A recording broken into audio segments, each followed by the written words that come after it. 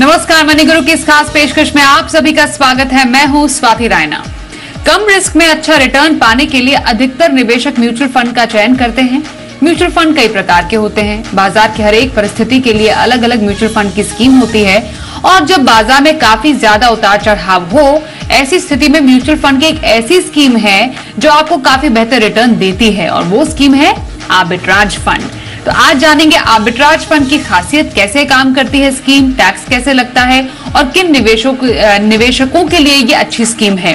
इस पर चर्चा करने के लिए हमारे साथ इस वक्त खास एक्सपर्ट हैं, उनका परिचय करा देते हैं। रुंगटा सिक्योरिटीज से certified financial planner Harshvardhan Rungta हमारे साथ हैं। हर्षवर्धन, आपका बहुत स्वागत करते हैं मनी गुरु के आज के इस खास कार्यक्रम में। आर्बिट्राज फंड हाइब्रिड फंड की ही कैटेगरी मानी जाती है, पर कुछ जरा हटके काम करती है, इसलिए समझना जरूरी है कि आर्बिट्राज फंड की खासियत क्या है। शुरुआत इसी से करना चाहेंगे कि आर्बिट्राज फंड को हम कैसे समझें। वेल स्वाति, आपने जो आर्बिट्राज फंड की बात की है, ये एक ऐसी स्कीम है जो आर्बिट्राज एज द वर्ड जो कहता है ना कि दो मार्केट्स के बीच में जो प्राइस डिफरेंस होता है उसको कैप्चर करता है। तो सिंपल से एग्जांपल में मान लीजिए एक XYZ कंपनी है, उस कंपनी की ये वाली स्कीम कैश मार्केट में उसके शेयर खरीदेगी और उसी समय फ्यूचर्स मार्केट में उतनी ही क्वांटिटी उसी कंपनी के शेयर वो साइमल्टेनियसली बेच देगी। तो एक तरफ आप खरीद रहे हैं मान लीजिए 100 रुपए में, और फ्यूचर्स मार्केट में जिसकी वैल्यू मान लीजिए 102 या 3 रुपए होगी, आप उसे फ्यूचर्स मार्केट में जो 30 डेज की एक्सपायरी है उसमें आप फ्यूचर्स मार्केट में आज की आज ही उसे बेच देंगे।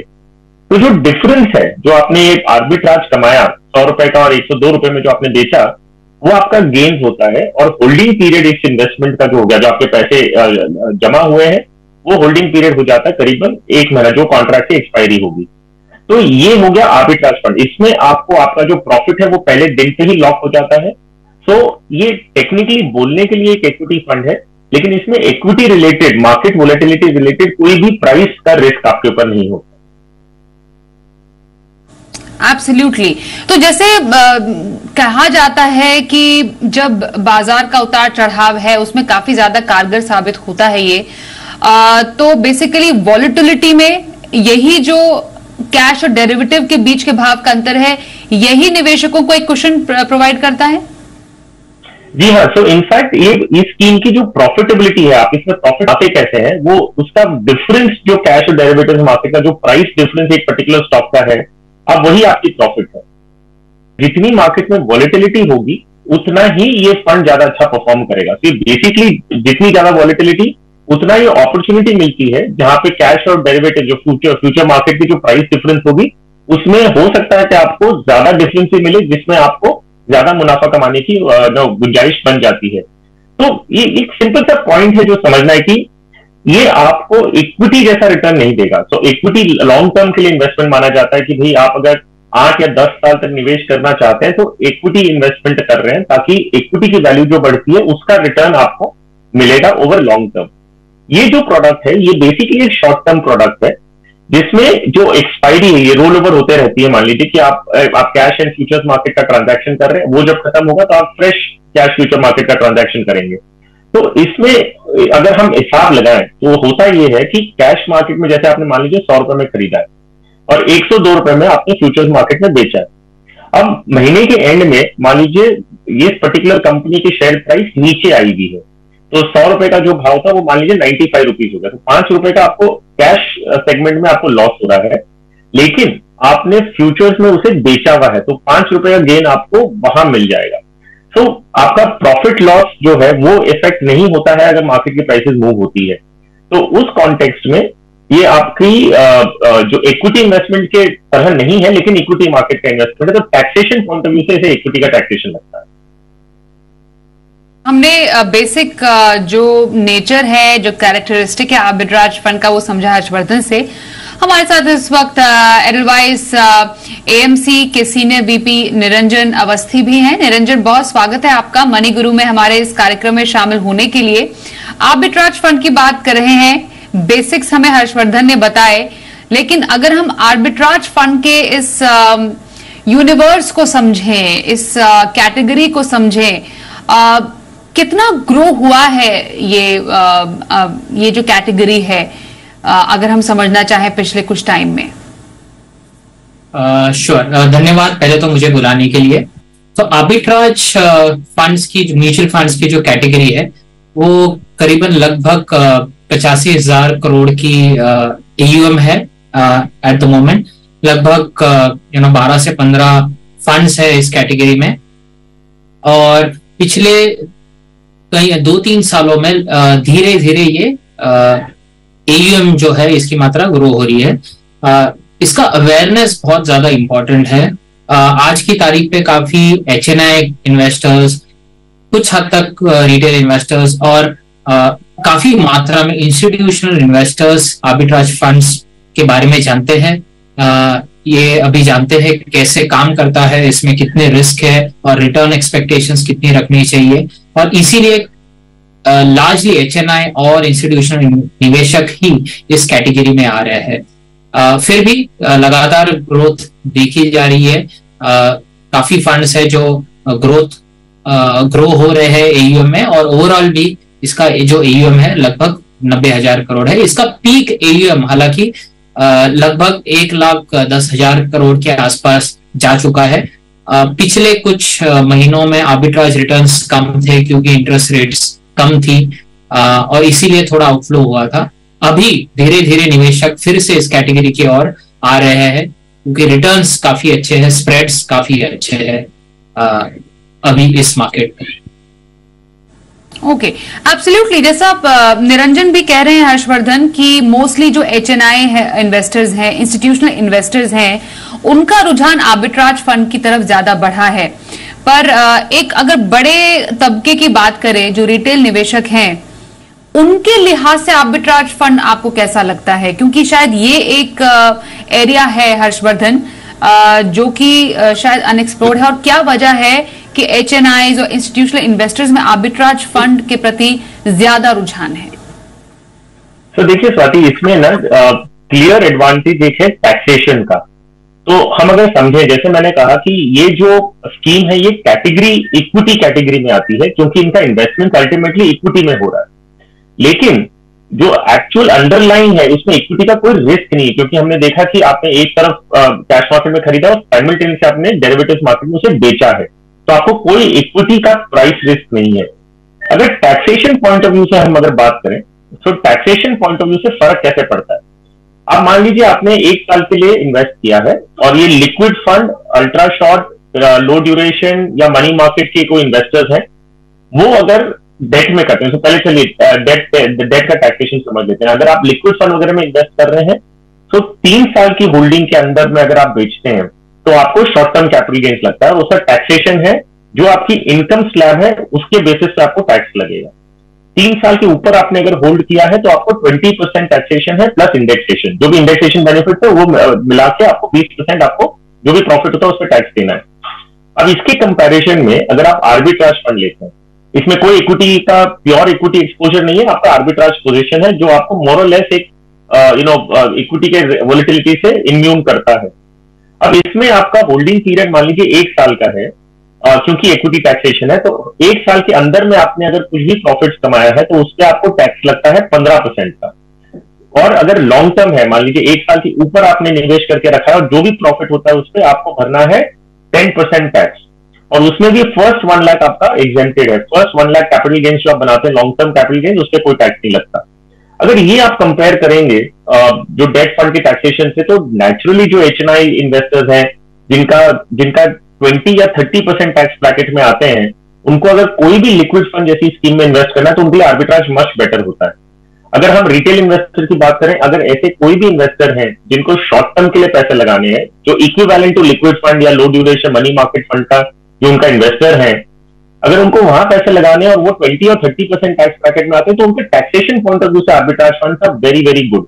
तो इसी वजह से आप देखेंगे कि रुझान काफी है इन्वेस्टर्स का टुवर्ड्स आर्बिट्राज फंड। और डेट का टैक्सेशन पॉइंट ऑफ व्यू से अगर मैं बता दूं, जो ये लिक्विड फंड और कैटेगरी है जो लेस देन 35% इक्विटी में इन्वेस्ट करते हैं, उनका लॉन्ग टर्म शॉर्ट टर्म का कोई फर्क नहीं पड़ता, इन द सेंस कि उनको शॉर्ट टर्म कैपिटल गेन्स ही लगेगा even if their holding period is more than 3 years. तो उनका जो टैक्सेशन पीरियड जो एलिमेंट है वो उनकी इनकम में जोड़ के टैक्स देने वाला है। एब्सोल्युटली। तो टैक्सेशन का हमने समझा, निरंजन रिटर्न के लिहाज से हम आर्बिट्राज फंड की कैटेगरी को कैसे देखें? हम कुछ नंबर्स भी दिखा रहे थे, क्योंकि लिक्विड फंड की यहां पर बात ही हुई और उसके टैक्सेशन को हर्षवर्धन जैसे बता रहे थे, स्पेशली आफ्टर जो डेट टैक्सेशन में जो बदलाव हमने देखे हैं। आर्बिट्राज फंड के पिछले कुछ टाइम के रिटर्न और उसकी रिटर्न जनरेशन जो कैपेबिलिटी है वो कैसी रही है निवेशकों के लिए? इसमें हमको पहले समझना चाहिए कि आर्बिट्राज का जो रिटर्न है ये किस चीजों पर निर्भर है। 3 चीजें हैं जिस पर वो निर्भर है। सबसे पहले तो बाजार में इंटरेस्ट रेट्स की लेवल क्या है। अगर इंटरेस्ट रेट्स ऊपर है तो आर्बिट्राज स्प्रेड्स या आर्बिट्राज का जो रिटर्न्स है वो भी इंटरेस्ट रेट्स के आसपास होगा। अगर इंटरेस्ट रेट्स नीचे है तो आर्बिट्राज स्प्रेड्स भी नीचे होंगे, बिकॉज एक कॉस्ट ऑफ कैरी का कॉन्सेप्ट होता है। किसी और दिन हम वो भी समझेंगे, but cost of carry is nothing but जो आपको रिस्क फ्री रेट या इंटरेस्ट रेट बाजार में मिलता है वो एक होता है। दूसरा जो दूसरी एक और चीज है जिस पर आर्बिट्राज फंड्स का और स्प्रेड्स का रिटर्न निर्भर होता है वो है बाजार में कितनी तेजी है और वोलेटिलिटी है। अगर बाजार में वोलेटिलिटी या बुलिश सेंटिमेंट ज्यादा है तो आर्बिट्राज स्प्रेड्स जनरली ज्यादा होते हैं। अगर हम पिछले 6 महीने में देखते हैं, 6 महीने के पहले बाजार काफी वोलेटाइल था लेकिन सेंटिमेंट्स जो थे वो बेरिश थे, तो इसीलिए जो फ्यूचर्स में स्प्रेड्स मिल रहे थे वो काफी कम थे। आज के तारीख में अगर हम देखते हैं मई महीने में एफआईएस का लगभग 4 से 4.5 बिलियन का इन्फ्लोज आया है। सेंटिमेंट्स काफी अच्छे हैं, बाजार नई ऊंचाई की तरफ पहुंच रहा है और अभी पिछले 2-3 सालों में सबसे अच्छा आर्बिट्राज में स्प्रेड्स मिल रहा है। तो ये दूसरी चीज है जिस पर आर्बिट्राज का रिटर्न निर्भर करता है। और तीसरी चीज है कि कितने लोग आर्बिट्राज स्प्रेड्स को खेलना चाहते हैं। जैसे मैंने एक एग्जांपल अभी दिया था, जो आर्बिट्राज फंड का एयूएम है, आर्बिट्राज फंड्स जो है ये काफी बड़े मात्रा में इक्विटी आर्बिट्राज मार्केट। अभी जो ये एयूएम है लगभग 90,000 करोड़ के आसपास है। कुछ टाइम पहले, कुछ महीनों पहले या साल पहले ये लगभग 1,10,000 करोड़ हो गया। अगर ओपन इंटरेस्ट काफी है लेकिन एयूएम जो आर्बिट्राज स्प्रेड चेस कर रहा है ये अगर कम मात्रा में है तो भी आपके रिटर्न्स बेटर हो सकते हैं। आज के तारीख में अगर हम देखें ये तीनों चीजें काफी फेवरेबल है। इंटरेस्ट रेट्स काफी ऊपर है, बॉन्ड यील्ड्स काफी ऊपर है, मार्केट में काफी बुलिश सेंटिमेंट्स है और तीसरी जो चीज है एयूएम भी काफी कम है compare to open interest in the market. Arbitrage market का ओपन इंटरेस्ट लगभग 1,90,000 करोड़ के आसपास है। निवेशक, सबसे बड़ा जो निवेशक है वो mutual fund, arbitrage mutual fund लगभग 90,000 करोड़ है। बाकी एफआईएस या एचएनआई इन्वेस्टर्स भी है, लेकिन फिर भी एक डिमांड सप्लाई का गैप है। इसीलिए ये तीनों चीज अगर हम देखते हैं जिसपे आर्बिट्राज रिटर्न निर्भर होते हैं ये काफी फेवरेबल है आज के तारीख। लंबे समय में अगर हम इसको देखें तो रिटर्न एक्सपेक्टेशंस कितना रखना चाहिए। जो बाजार में इंटरेस्ट रेट्स है उसके आसपास इसकी ग्रॉस रिटर्न की एक्सपेक्टेशंस रखनी चाहिए। और जैसे अभी हमने समझा कि जो टैक्सेशन बेनिफिट है उससे एक एडिशनल रिटर्न इन्वेस्टर्स को मिलता है। अगर डेट फंड में हम देखते हैं तो पूरी तरीके से टैक्स होता है, आपका जो भी टैक्स स्लैब है उसके मुताबिक टैक्स होता है, लेकिन बिकॉज आर्बिट्राज फंड एक इक्विटी फंड है इसमें टैक्सेशन कम है। रिटर्न आपके इंटरेस्ट रेट्स के आसपास होगा, टैक्सेशन कम होगा, इसलिए आपका जो नेट रिटर्न है वो लगभग एक ट्रेडिशनल डेट इंस्ट्रूमेंट्स या ट्रेडिशनल डेट प्रोडक्ट से, शॉर्ट टर्म डेट प्रोडक्ट से बेहतर होगा। ये इसके आसपास निवेशकों ने एक्सपेक्टेशंस रखना चाहिए आर्बिट्राज फंड्स। एक चलिए ब्रेक के लिए रुकते हैं, ब्रेक के बाद ये भी समझेंगे एक आर्बिट्राज फंड चुनने से पहले क्या देखे, कौन से ऐसे मोस्ट लाइकली जोखिम भी हो सकते हैं आर्बिट्राज फंड के जिसके लिए जिनको जानना समझना जरूरी है। चर्चा आगे भी जारी रहेगी, बने रहिए हमारे साथ।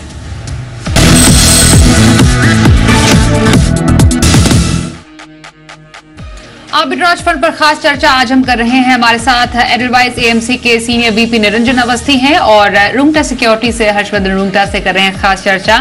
हर्षवर्धन, किसी के पोर्टफोलियो में आर्बिट्राज फंड कैसे हम फिट कर सकते हैं? मतलब जो निवेश का पर्पस है किसी एक आर्बिट्राज फंड का, पोर्टफोलियो में कैसी जगह? स्वाति, ये जो प्रोडक्ट है ना, ये आप शॉर्ट टर्म डेट फंड, आप लिक्विड फंड, अल्ट्रा शॉर्ट, लो ड्यूरेशन या मनी मार्केट फंड, जो एसेंशियली आपकी रिक्वायरमेंट अगर इन स्कीम्स की हैं, तो आप इसके कंपैरिजन में एक आर्बिट्राज फंड को फिट कर सकते हैं। तो उदाहरण के रूप में अगर कोई भी इन्वेस्टर की जो टाइम होराइजन मिनिमम 30 डेज का हो and going up to 1 year, तो ये प्रोडक्ट अच्छी तरह फिट होता है, क्योंकि ये basically liquid fund, ultra short term और लो ड्यूरेशन फंड का रेप्लिका है, जहां पे आपको मार्केट वॉलेटिलिटी नहीं है, वहां पे आपको मार्क टू मार्केट एनएवी की भी आपको ना, मतलब जो मार्केट अगर मूव करता है तो आपको, जैसे मैं समझाया कि कोई भी फर्क आपके प्रॉफिटेबिलिटी पे नहीं पड़ता है। इसमें क्रेडिट रिस्क नहीं है, क्योंकि आपके कोई डेट पेपर्स नहीं है जिसकी क्रेडिट रेटिंग है। सो आई थिंक ये एक प्रोडक्ट जो है, ये एक शॉर्ट टर्म प्रोडक्ट है, जिसका कंपैरिजन आप लिक्विड फंड या अल्ट्रा शॉर्ट टर्म फंड, लो ड्यूरेशन या मनी मार्केट फंड के साथ में कर सकते हैं। तो ये आपकी उन्हीं रिक्वायरमेंट्स के लिए। और एक चीज से ध्यान रखना होगा कि एग्जिट लोड्स होती हैं इन स्कीम्स में, जो अगर मान लीजिए आप 30 दिन ऑन एन एवरेज, बाकी सारी जो स्कीम्स हैं, मोस्ट ऑफ द स्कीम्स जो आर्बिट्राज फंड की हैं, तो लगभग 30 डेज के पहले अगर आप रिडीम करते हैं तो आपको एग्जिट लोड लगता है। कई स्कीम्स हैं जो 15 या 21 दिन का भी उनका एग्जिट लोड का पीरियड होता है। तो अगर आपका मिनिमम टाइम होराइजन मान लीजिए 30 दिन का है और 1 साल या 1.5 साल तक का आपका टाइम होराइजन है, तो ये स्कीम उसमें फिट होती है। मुझे निरंजन थोड़ा सा बताइए कि जब हम आर्बिट्राज और हेजिंग की बात करते हैं, दोनों में वो अंतर है क्या?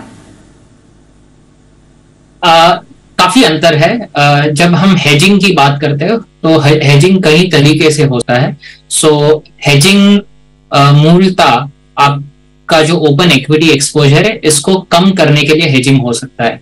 सो यदि आपके पास एक पोर्टफोलियो है 30-40 स्टॉक्स का और उसके अगेंस्ट आप निफ्टी फ्यूचर्स सेल करते, उसको भी हेजिंग कहा जा सकता है। हालांकि ये परफेक्ट हेज नहीं होता है, लेकिन इसमें ये एम होता है कोई निवेशक का कि अगर मार्केट नीचे आता है तो मेरा जो पोर्टफोलियो है वो डाउन साइड से प्रोटेक्ट हो, इसलिए हेजिंग किया जाता है। आर्बिट्राज में जो एम है वो है दो मार्केट के बीच में जो प्राइस डिफरेंस है, इससे रिटर्न कमाया जाए। जैसे हर्षवर्धन जी मेरे आने से पहले कुछ समझा रहे थे कि अगर एक मार्केट में जो स्पॉट मार्केट है या कैश मार्केट है, वहां पर एक स्टॉक का प्राइस 100 रुपए है और फ्यूचर्स मार्केट में वो अगर 105 है, तो आप इस मार्केट में बाय कर रहे हैं और उस मार्केट में 105 पे सेल कर रहे हैं। फाइनली ये भी एक हेजिंग का तरीका है, लेकिन ये एक आर्बिट्राज के द्वारा हेज किया जाता है, तो जो डिफरेंस है ये आपको रिटर्न मिलता है। इसी तरीके से अगर एनएससी या बीएससी, ये दो मार्केट में एक ही स्टॉक का प्राइस डिफरेंट है, अंतर है दोनों में, तो आपने यहाँ पे बाय किया और वहां पे हायर प्राइस पे सेल कर दिया, ये भी एक आर्बिट्राज अपॉर्चुनिटीज होती है। सो आर्बिट्राज अपॉर्चुनिटीज या आर्बिट्राज का मेन एम होता है कि दो मार्केट में जो प्राइस डिफरेंस है उससे रिटर्न कमाया जाए, रिस्क फ्री रिटर्न कमाया जाए। हेजिंग का मेन एम होता है कि आपका जो पोर्टफोलियो है इसमें रिस्क कम किया जाए। ये फ्यूचर सेल करके हो सकता है या एक पुट खरीद कर हो सकता है। काफी तरीके हैं हेजिंग के, जब आपको आपके पोर्टफोलियो का रिस्क कम करना होता है। ऑल राइट, क्योंकि इसको हम कम जोखिम का निवेश कह रहे हैं आर्बिट्राज फंड को, क्योंकि अनिश्चित बाजार में ये एक अच्छा कुशन देता है टुवर्ड्स रिस्क। लेकिन क्या ये टोटली रिस्क फ्री हम माने? क्योंकि म्यूचुअल फंड में निवेश तो कभी भी रिस्क फ्री हो नहीं सकता। हर्षवर्धन, कुछ ऐसे जोखिम जो हम निवेशक जो है वो समझना चाहें आर्बिट्राज फंड के निवेश करने से पहले?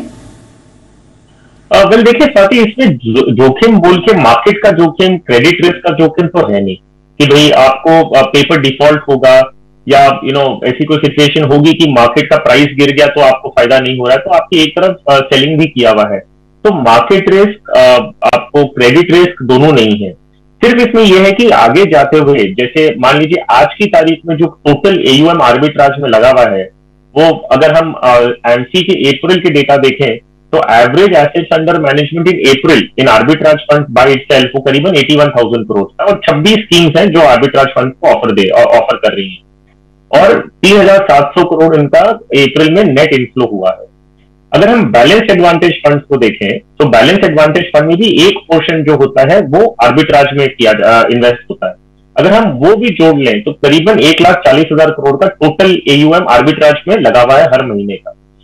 अब अगर ये इतना बड़ा कॉर्पस अगर बन जाता है जो एब्जॉर्ब जो बेसिकली जो स्प्रेड्स हैं, मान लीजिए जो कैश और डेरिवेटिव्स मार्केट में जितना स्प्रेड है और उतना ही एयूएम अगर इन्वेस्ट होता है तो ये स्प्रेड धीरे धीरे कम हो जाएंगे। तो एक इन्वेस्टर, एक जो अगर आप और मैं अगर आर्बिट्राज फंड में इन्वेस्ट कर रहे हैं तो हमें कमाई कहां से होती है, जब ये गैप होता है, जब 100 रुपए और 102 या 103 रुपए का गैप होगा between cash and futures market, तब आपको फायदा मिलेगा। अगर लेकिन बहुत सारा पैसा अगर चेस कर रहा है आर्बिट्राज अपॉर्चुनिटीज को, तो ये जो मार्जिन है वो श्रिंक होती रहेगी, और जैसे मार्जिन श्रिंक होती है आपका रिटर्न कम हो गया। तो एसेंशियली एक आर्बिट्राज फंड इन्वेस्टर क्या सोच रहा है कि मुझे लिक्विड फंड या मुझे एफडी के बराबर या उससे बेटर रिटर्न मिल जाए। तो ये रिटर्न आपको तब मिलेगा जब ये स्प्रेड्स अच्छे रहेंगे, और वो स्प्रेड्स कब कम होंगे, जब या तो मार्केट में वो स्प्रेड ऑटोमेटिक बाय इटसेल्फ कम हो जाए, और या तो बहुत सारा पैसा इस आर्बिट्राज अपॉर्चुनिटी को जो चेस करेगा तो ये मार्जिन कम हो जाएंगी। तो सिर्फ इस बातों का आपको एसेंशियली ध्यान रखना है कि आपको आगे जाते हुए, क्योंकि म्यूचुअल फंड को गारंटी रिटर्न तो दे नहीं सकते आपको, तो आगे जाते हुए कितना रिटर्न आप एस्टिमेट कर रहे हैं, keeping in mind the total AUM of arbitrage and the market volatility जिसमें आपको गैप मिले। तो ये एक एसेंशियल रिटर्न का रिस्क है, बाकी क्रेडिट रिस्क और मार्केट वोलेटिलिटी रिस्क इस इन्वेस्टमेंट में नहीं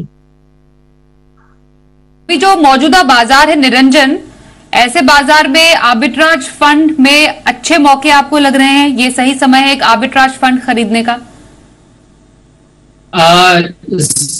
जरूर एक काफी अच्छा समय है।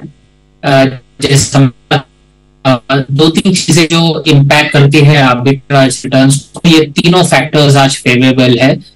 हर्षवर्धन जी ने जैसे बताया कि टोटल एयूएम अगर हम बैलेंस एडवांटेज फंड या इक्विटी सेविंग्स फंड्स का भी मिला ले तो भी जो पीक आर्बिट्राज फंड्स का एयूएम रहा है हम उससे काफी दूर है। उसी समय में जो ओपन इंटरेस्ट है वो लगभग एक पीक पे जाता हुआ दिख रहा है, लगभग 2 लाख के करीब जाता हुआ दिख रहा है। इंटरेस्ट रेट्स काफी ऊपर है, मार्केट में बुलिश सेंटिमेंट्स है। तो जो स्प्रेड्स है, हालांकि ये मंथली स्प्रेड्स होते हैं, अगले महीने ये चेंज हो सकता है। इस महीने में हमने देखा जो पिछली एक्सपायरी हुई थी उसके बाद जो स्टॉक फ्यूचर आर्बिट्राज है लगभग 8 से 8.5% का एनुअलाइज्ड स्प्रेड्स रहा है, जो कि काफी अच्छा है। पिछले कई सालों में लगभग पीक के आसपास है, और ये एक्सपेक्टेड है कि कुछ महीनों तक ये स्प्रेड्स इस लेवल पे नहीं लेकिन इंटरेस्ट रेट्स के आसपास या उससे बेहतर लेवल पर होने की आशंका है। तो अगर आपके पास 3 से 6 महीने का अगर पैसा है तो शॉर्ट टर्म में लगाना चाहते हैं, टैक्स एफिशिएंटली लगाना चाहते हैं, तो आपके लिए आर्बिट्राज फंड डेफिनेटली एक ऑप्शन यहां पर ओपन है। बिल्कुल, तो बेहतरीन मौके आर्बिट्राज फंड में निवेश करने के इस वक्त नजर आ रहे हैं, जिस पर चर्चा की निरंजन अवस्थी ने हमारे साथ, और हर्षवर्धन रूंगटा का भी धन्यवाद करेंगे हमारे साथ इस चर्चा में शामिल होने के लिए। मनी गुरु के आज के इस शो में बस इतना ही। वक्त एक ब्रेक का हो गया है, देखते रहिए जी बिजनेस।